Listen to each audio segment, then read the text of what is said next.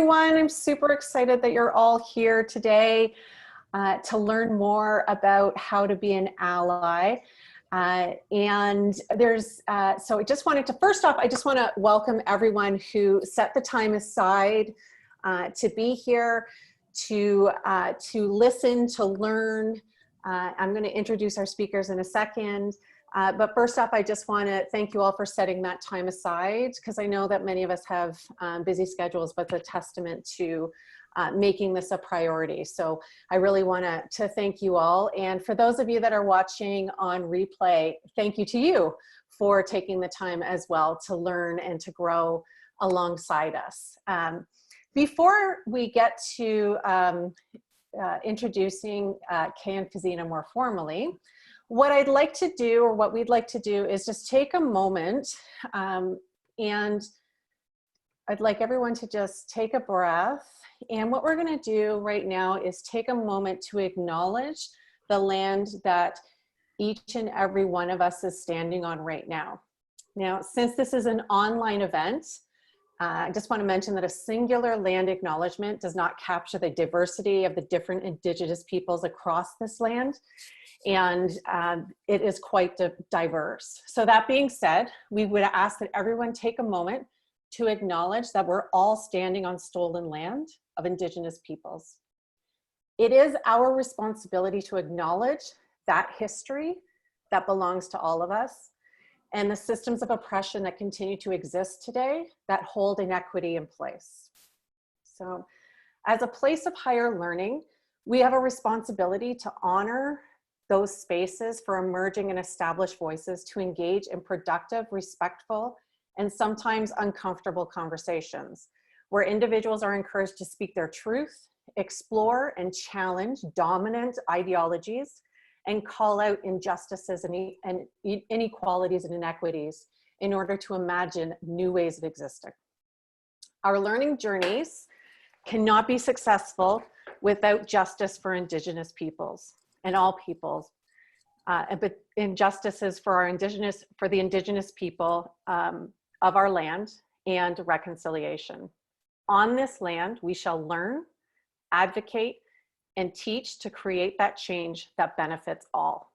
And that's really why we're here today, is to learn a little bit more, to engage in those conversations, and to really move into a space where we can learn more about how to be an ally. Okay. So without further ado, I'd like to introduce Kay and Fazeena, who are going to speak more with us today. Now they're going to do a little bit more of a formal introductions of themselves. I'd like to start with Kay. Kay, I always like to refer to as a friend of Avalon.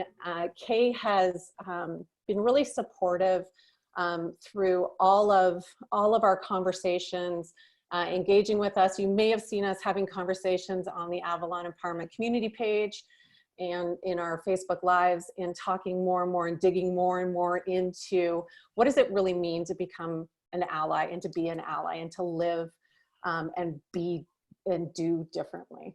So thank you so much, Kay, for being here today. Thank you for having me. And Fazeena Haniff, we've known for a few years as well.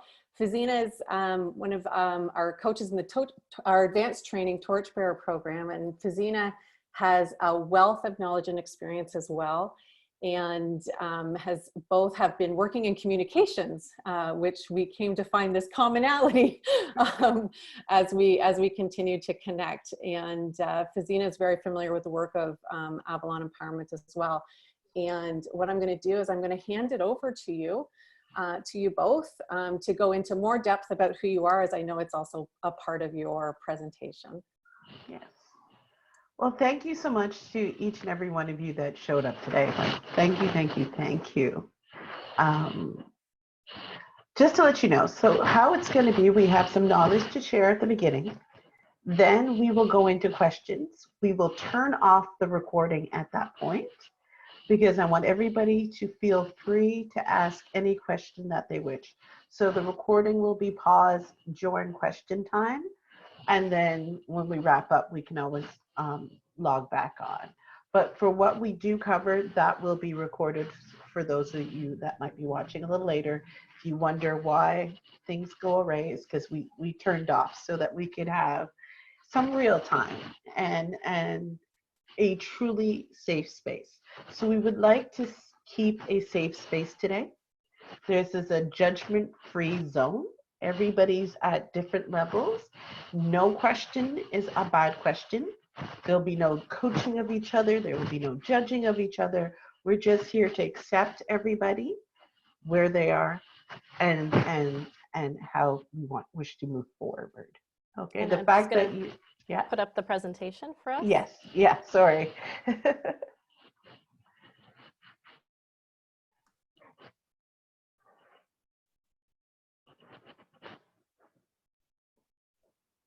So yes, today, as you know, we're here to talk about be an ally.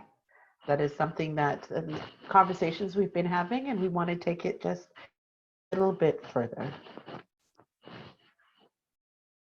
So as I was saying, today is a safe space. No question is a bad question. When we do go to question and answer, like I said, we will stop recording. What happens here will stay with us, and we'll move forward from there. Okay, I guess we can jump into it all. Yeah, so we wanted to do a bit more of an introduction with the two of us. So I'm Fazeena Haniff. I'm a coach, I'm a speaker, I'm a workshop facilitator. And my work is really all about communication, and it's empowering people to really reclaim their voice from past and intergenerational trauma. And disempowering dynamics in society, culture, and family. And I have an emphasis on working with BIPOC, Black, Indigenous people of color. I also work in or provide consulting on diversity, equity, and inclusion, and culture change, internal communication. And I like to say that I'm an explorer of the unconscious mind. That's how, you know, I'm part of the Avalon family. I'm very grateful to be a part of that. And as a result, you know, I'm a master practitioner in NLP, neuro-linguistic programming, timeline therapy, hypnotherapy, and the quantum change process. And I've got 19 years, I can't believe I'm saying that, but 19 years of experience in the communication industry and public relations and corporate communications, and doing coaching and consulting. And I'm Layne. I too am a trainer. I'm an intuitive trainer in the business of empowering employees and entrepreneurs. I do a lot of work through schools and corporations. I also do work in diversity, equity, and inclusion. And it's all about empowering people and managers and businesses to get a little uncomfortable around the topics of anti-racism and diversity so that we can all become comfortable together. So I'm ready to move on. So as we've seen over the last, let's say, 8 weeks, people have been awakening. We've seen a lot of change over the last couple of months. And especially today, we're going to be talking about anti-racism. We've seen a lot around anti-Black racism. But for today's discussion, we're going to talk about all. So it is for Black, Indigenous, and people of color, the different spectrums of racism, not just, is somebody saying that it's hard to hear? Is that? I just side note. But for today, it's all, we're just going to do racism of all, okay? And as people are awakening, they're at different stages of their awakening, and a lot of people aren't sure with what to do. We've seen a lot of big stuff, starting with George Floyd, and that wasn't the beginning. It has been going on for centuries. We'll go into a little reason why we're seeing more of it now. But yes, as people are awakening, they're just really not sure what to do, how to be there, how to show up for this. And as they wake up and they are and all of this is shown to them, the reactions are vast and different. We have some people that are reacting with shame. They're feeling shame of their ancestors, shame of their role within it, and just shame overall. Maybe not just so much where shame is concerned. There's others that are just deeply in denial, just so in denial. It has been happening forever. It's not going to change. A lot of this you've been seeing, I noticed a lot of you posting on your walls, and you've been getting a lot of these, a lot of this has been showing up on your walls as well. But we're going to go into a little deeper into why this is happening. But some people are just in denial. Canada doesn't have racism. It doesn't happen here. That's the United States, or that just isn't happening here. And then you have the fear of what if this gets worse? Is there retaliation? What if I lose my place in society? What if I lose my history, my flag, my statues? There's fear about all the unknown about how this is moving forward. And there's others that are just sitting in silence because they're just don't know what to do next. Some want to say something, but are afraid or don't want to misspeak or misstep. So again, in silence. And then there's just others that are kind of okay with the status quo. And so I'm just going to stay quiet for now because there is so much else going on. We have COVID. I have my business. There's all sorts of things going on. This is here to divide us. And you guys are sheep and do not understand what is fully going on here. And then there's others that are just, and all of it's just leading to a lot of overwhelm and shutting down. So today we're hoping to get that discussion flowing so that we can at least begin to go through some of these emotions and get the ball running. Yeah, so, Kay talks about overwhelm and shutting down. And, when we're talking about a topic as large as racism is and really awakening to the injustices that have been going on for so long, what we're really having is like an overwhelm of emotion and not knowing where to start. And how to start conversations and what steps to take and all of that. And sometimes, when we're overwhelmed, I know for myself at least, one of the things I do is I shut down. So today what we really want to do is to break this up into some step-by-step education so that we can help you to get a better footing in terms of the next steps that you want to take. And in terms of being an ally, I think one of the things we really need to educate ourselves on is more about what racism is. And so here's just a blanket kind of definition of what racism is. It's prejudice, discrimination, or antagonism directed against a person or people on the basis of their membership of a particular racial or ethnic group, typically one that is a minority or marginalized. And what's really come to light over the last 6 weeks is the impact of white supremacy on the experiences of Black people in anti-Black racism. White supremacy sees itself as superior, while everyone else is inferior. And the events of the last 6 weeks have shone a further light on anti-Indigenous racism and racism experienced by people of color. And when I use that term, people of color, I just want to caution that it is a term that is all encompassing of a wide variety of people from all parts of the planet. So let's be just cognizant of that and aware of that. So none of this is new for the BIPOC, the Black Indigenous people of color community. I mean, it's been going on for centuries. And people are just awakening and recognizing it more now. So when we talk about racism, we want to recognize that it occurs in several ways. And the first is the racism that lies within us. So this is where our mindsets, our attitudes, our beliefs create behaviors that are harmful to other people based on discrimination related to race. And then we have the systemic racism, which we've heard a lot about. We've got our systems, right, in our society. We've got our education system. We've got the justice system. We've got the healthcare system and the political system. We could really go on and on about that. And then within our systems, we have institutions, right? So then there's racism in the institutions and how the institutions are formed and how they're run. And then the structures within our system and our institutions are embedded with racism. So we're looking at 4 different areas. So no wonder people feel overwhelmed, because it's like, how do we solve this, right? And so it really goes back again to the individual, and that's where our focus is today, is what we can do as individuals to help move forward the conversation and create change. And like you said, over the last 6 weeks, we've seen quite a bit, and I'm quite a bit caught on cell phones. We've seen the everything from the super tragic, I don't even know how to put it into the words, the passing of somebody on film or on digitally on cell phones. We've seen people capturing day-to-day racism, from trying to tell somebody to leash their dog, to here at home, people, Regis falling off of a balcony. So people have been capturing a lot of racism, and it's not new.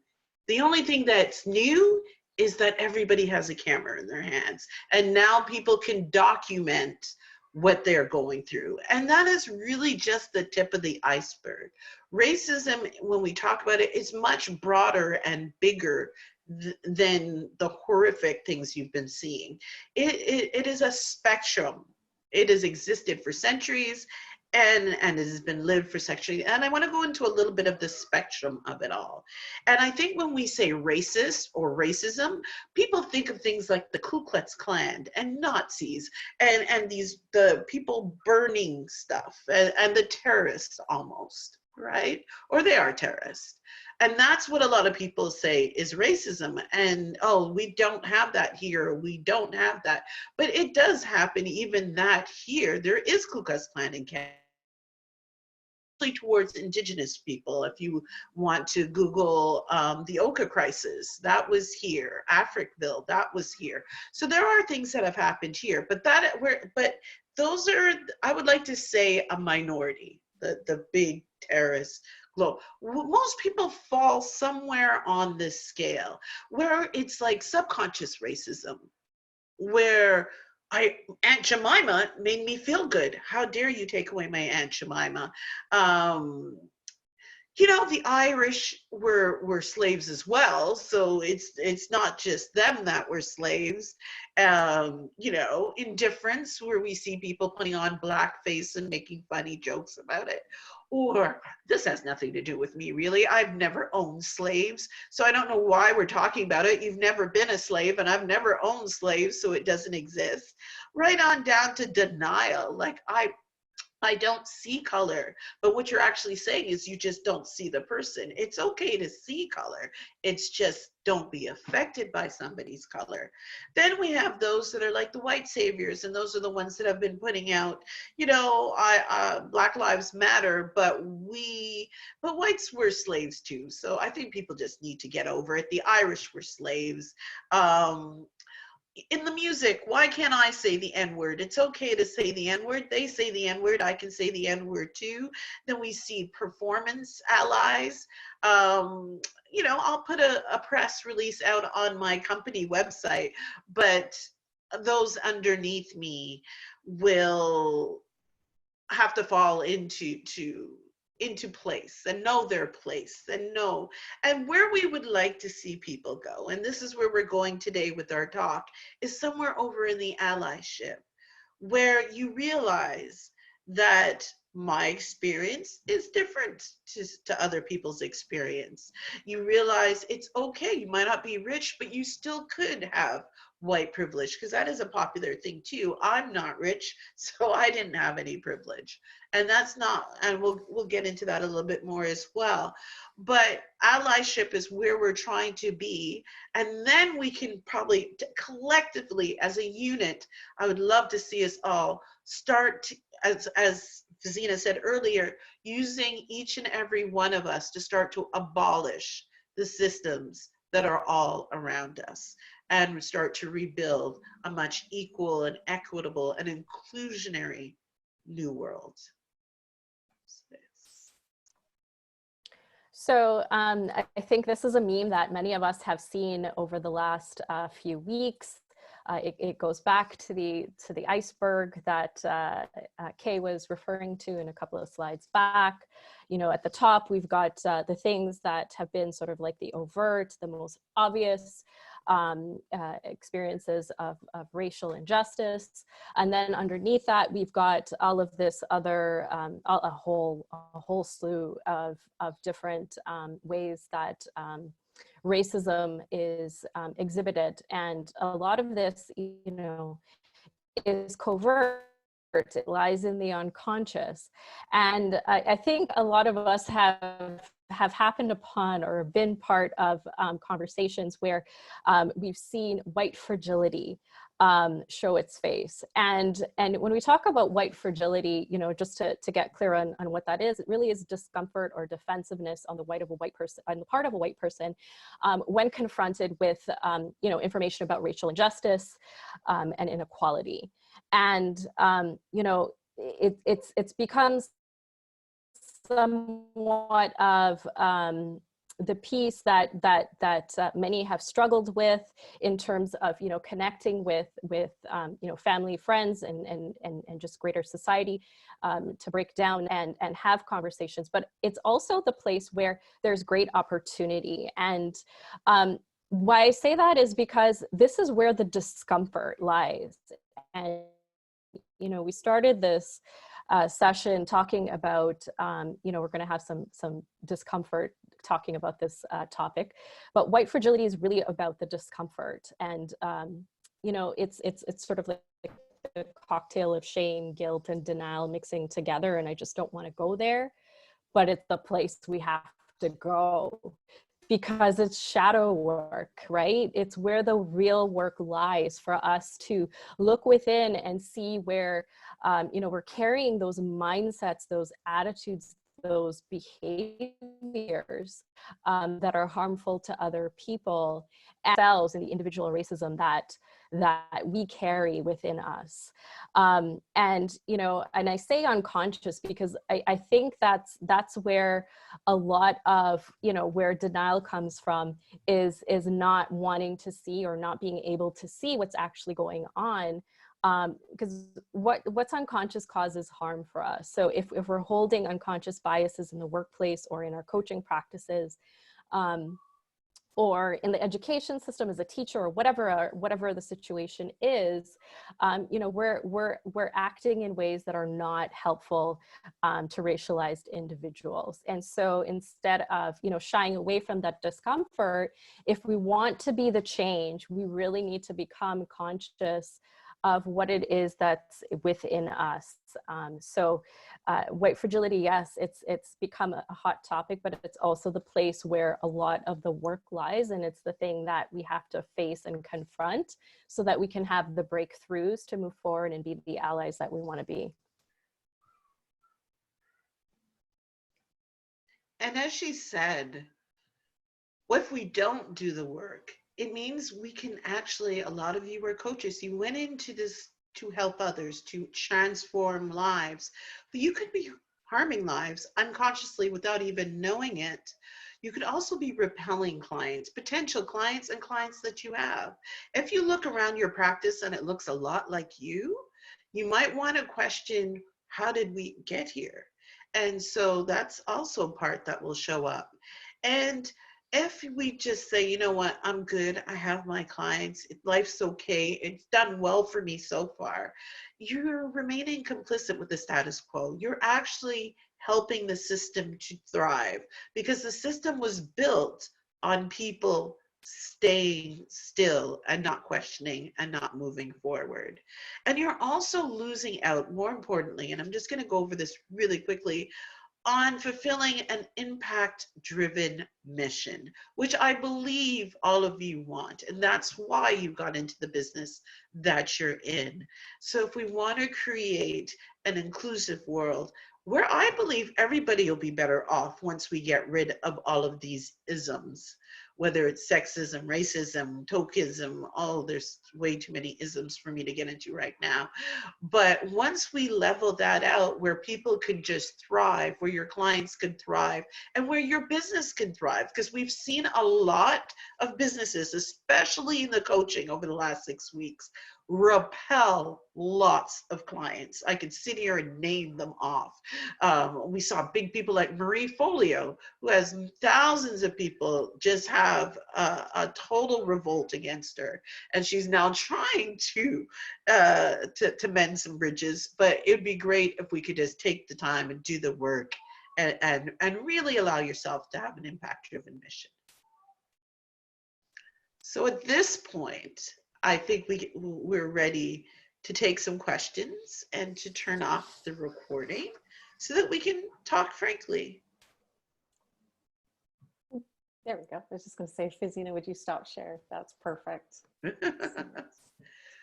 Perfect. So just feel free. Does anybody have a question, a comment? That's what we're here for.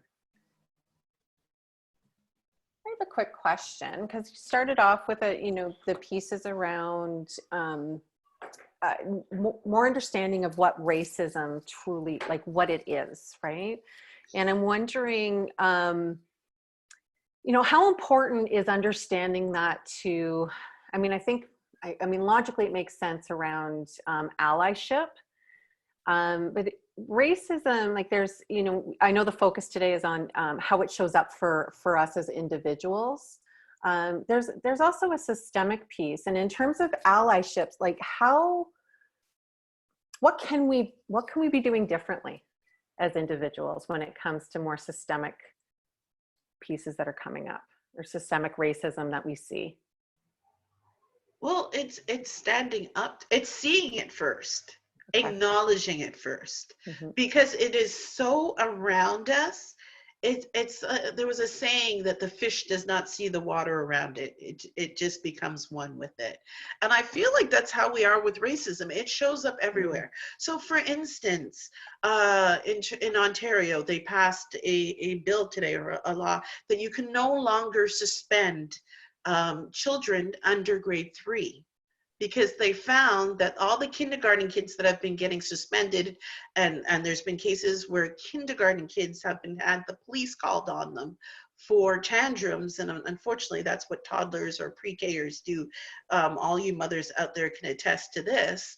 But they found that Black and Indigenous students were getting police and kicked out of school under grade 3 at a much higher level than anybody else. So thankfully, today they've said that teachers no longer have that option, right?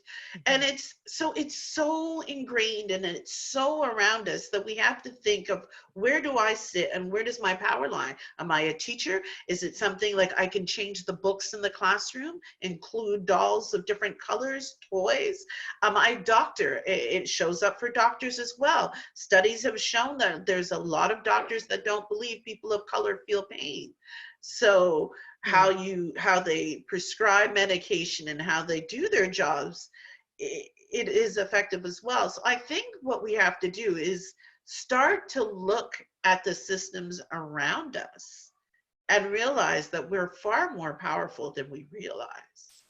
And sometimes that's having a difficult conversation with others around you or yourself, right? Because and I don't want to take the blame away from people, but it is so ingrained in us. And even as a Black woman, it's ingrained to the point that when they give little Black kids a choice of a white doll or a black doll, you can find these, they've done lots of these on YouTube. The child will pick the white pretty doll because she's smarter, right? So it's ingrained in all of us. And now it is to see it, acknowledge it, and move into it so that we can move past it. I don't know if Fazeena would like to add something. I must apologize. My internet is not working very well right now. Okay. So I missed the question altogether. No problem. Anybody else? So I'm going to pause the recording in a minute, but I do have a question. And it's sort of maybe an observation, because I even found myself, having done all of the work sort of with both of you and the work that we have been doing, hearing you presenting, and even as you started, Kay, and you said the words white supremacy, or Fazeena, maybe it was you, I felt it in my body. And then you like see things like white fragility, and like my gut reaction, even though I know that I have this and I believe I don't judge myself for that, I can feel myself reacting. So I just wanted to mention that for everybody else on the call who might be hearing these things and going, whoa, white supremacy, like that. I think that the tendency is for people to go, but that's not me, right? That's not me. I don't do that. Like, I'm not this like tip of the iceberg. And, you know, Fazeena, I know we've spoken about supremacy versus inferiority and just these like feelings. And again, it's back to what Kay was just saying of, it's how we're conditioned, and taking words like blame, like, cause it just is what it is. And even when we talk about doing shadow work, I think in our world, we hear shadow and we have this tendency to go, ooh, the shadow's bad. And I like to say, no, the shadow is just undiscovered. But if it stays undiscovered, it can cause harm. So what advice do you have for those of us who are trying to lean into this work, and hearing those words can even be triggering in themselves? Of, is there a reframe, or do you have any advice for anybody else who might be feeling this way too? Totally. So it's one of those things where, you know, when you hear the words like white supremacy and white fragility, like that, I think that the feeling is like I'm being attacked. I'm being attacked for having, for just being myself. And that's that, you know, what we're really focusing on is this mindset structure that was programmed, essentially. It's not who you are as a person, but it is a mindset that we've been programmed with. And I thank you for bringing up the superiority and inferiority piece, because for Black, Indigenous people of color, it is working through the internalized oppression that we've taken on. So,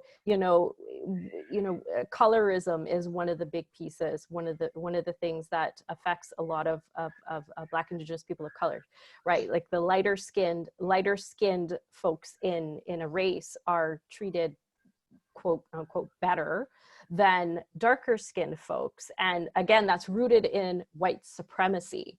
So, you know, we've taken on these pieces ourselves, and it's our work, as well as Black, Indigenous people of color, to look inside and figure out how we're oppressing ourselves based on this standard that was created. It's a societal standard that was created for us all to sort of fall into our places, right?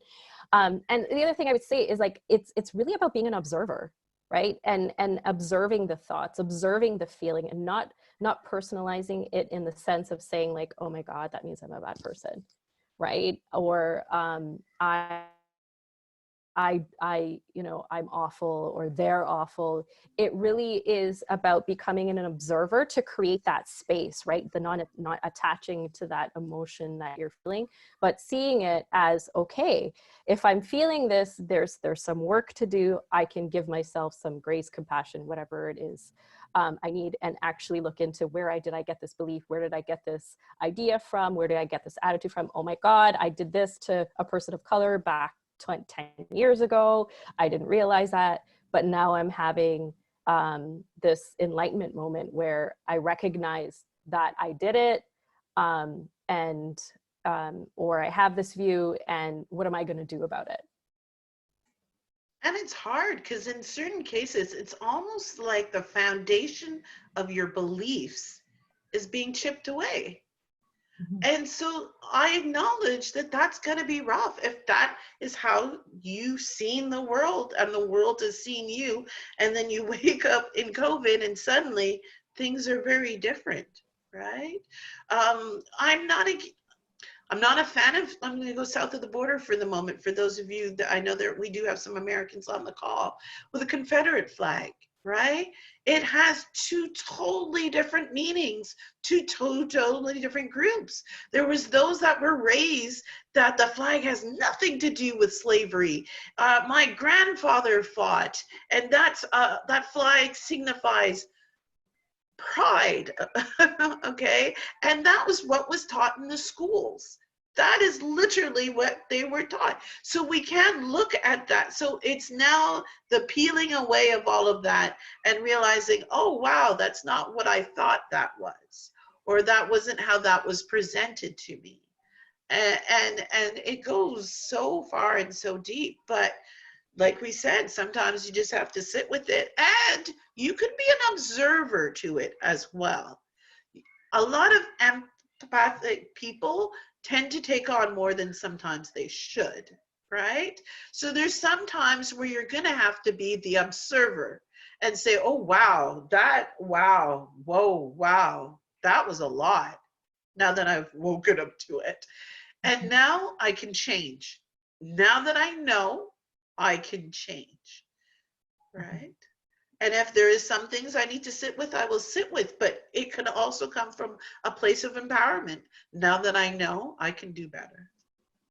Yeah, absolutely. So thank you both for answering mine and Kelly's problem. questions. I'm going to hit pause on the recording now. Yes. Awesome. Okay, perfect.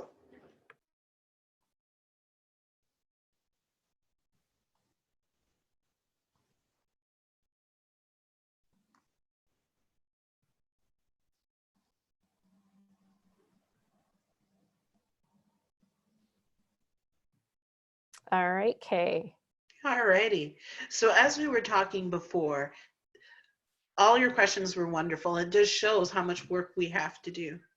If we can start with ourselves and empower ourselves, then we can, you know, if we don't do it, we will be harming our clients. If we don't dig deeper, if we don't learn more, if we don't reach out, if we don't take time to heal ourselves, we're healing our clients or potentially repelling clients, right? Because we don't even know what we don't know. A lot of it's on there, and it's little things. It could be even your ads aren't attracting people, because as people of color, we'll look at an ad and see a space is lily white and see all their ads are lily white and see all and think, okay, they don't even want me in their space. But you might not even realize that, right? And remaining complicit with the status quo just because it feels easier than doing the work perpetuates the problem. The problem we've gotten here is because the majority remain complicit, right? And it's only when people got uncomfortable, whether that was in the 60s. It took a civil war to end slavery. People had to go to war. Not saying that we need that now, but what I'm saying is there's a lot of times for us to move forward required people getting uncomfortable. Okay. And as mission-driven coaches, the majority of you here, and people that are here on a mission, it's about waking up on the right side of justice and waking up on the right side of history and creating impact-driven missions that you might lose out on by just, you know what, it's easier, just, this is too big for me, this is bigger than I am, I have enough clients, even if they're all white, it's all good, I'm good. I know you're on this call because you want to go bigger, you want to go deeper, and you want to create a bigger impact. I'm going to pass it back to Fazeena. Yes. All right. So next steps. So what we want to do is we really want to break it up into steps, because you know, if we try to solve everything at once, that's when we get overwhelmed and we get frozen and we don't actually move forward on anything. So we want to start by building a foundation for change. And that really begins with understanding your context in this. So looking at the individual racism that lies within you and looking at the regional experience of where you're located, right? What's happening in the Greater Toronto area, or in the specific area that you're in your community, and how are you, perpetuating it there, and how can you take steps to relieve that and create a more equitable and equal society for everyone. Seek guidance on what you don't know. you know, this is where it's sort of fighting that feeling of white supremacy that says white people are the experts, but the answers on this are going to come from Black, Indigenous people of color. So it's recognizing that and seeking the guidance from experts and teachers in the Black, Indigenous people of color community so that you can learn and understand what your unconscious biases are, how they're showing up, how they're doing harm, how they're, you know, moving your behaviors and the decisions that you're making so that you can make different changes. And at the end of the day, like if you run a business, you know, how can you adjust your business? Because when you make those changes to your business, you know, your business is going to be better, your clients are going to be served better, and your community is going to flourish because you're doing this work. So Kay and I want to deepen this work with you. And so we have put together a 4-week program called How Becoming an Anti-Racist Helps Us All, because it does. That starts next Monday, July 13th. So it's a 4-week program really designed to reduce overwhelm and increase action. We want to help you take those steps so that you can take the action you want to take so you can be the type of ally that this movement needs. So for the first week, you know, we're going to be looking at individual racism and systemic racism and getting into all the isms. There's a lot of isms out there that, you know, Kay mentioned earlier, we didn't have time to get into, but are necessary to learn about and understand right now so we can get that context to make the change. We want to look at levels of racism.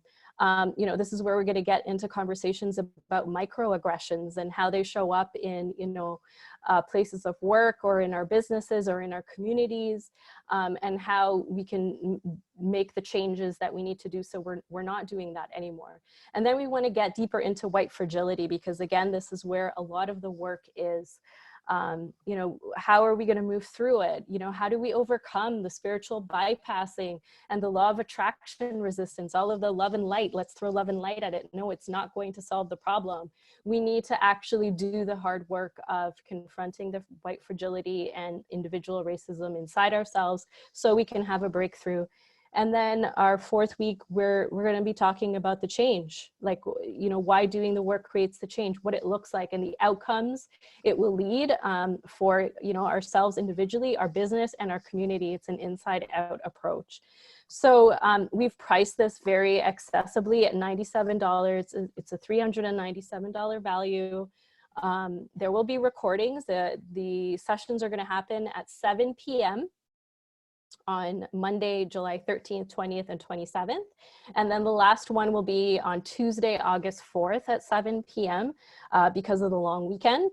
But again, if you're not able to join us live, you can, you know, we'll have the recordings available for you. And, you know, the idea is to have education and opportunity to dig deeper into each of these areas to have the necessary conversations, and you will get the necessary information, instruction, and support you need so you can take the steps forward. So we really hope that you'll join us for this program. Kay or Kelly, I'm not really sure who, will be dropping the link into the chat. Yes. And more information will be forthcoming through an email as well. Mm-hmm. Mm-hmm. Thanks, Kay. I was just going to drop that in there. And we will ensure, like, all of this information along with a link comes out with the recording for everyone who has registered, and people who didn't attend who are going to be receiving the recording of this presentation. We'll ensure that that's put into your email because they won't have access to the chat box once in the replay. So we'll ensure that that's all in there.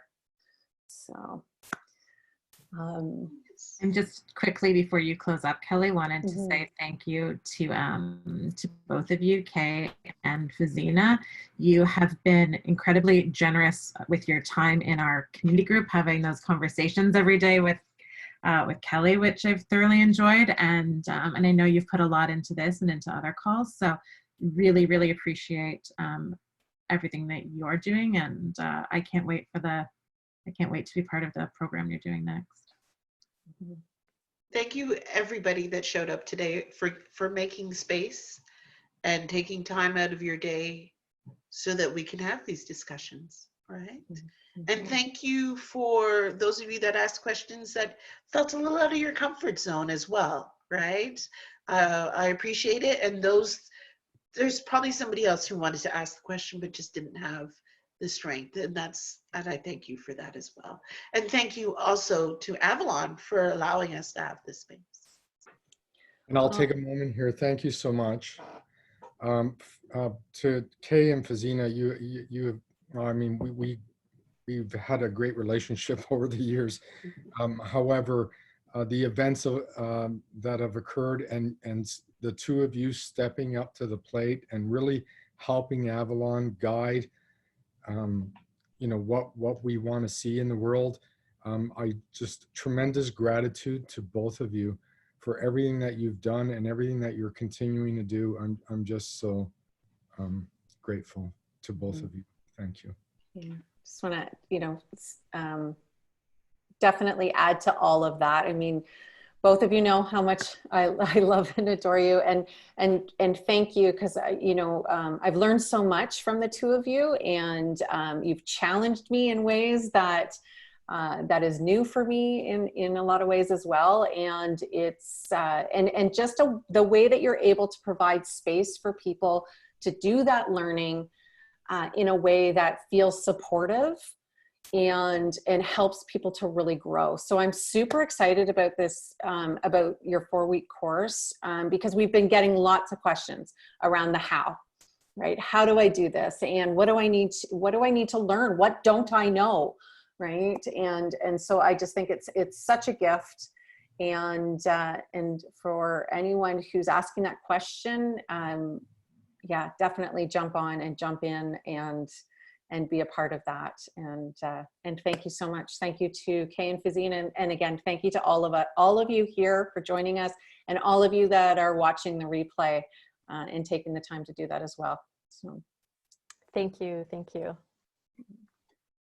Okay, thanks everybody. We will be in touch with those links in a follow-up email. Have a great evening.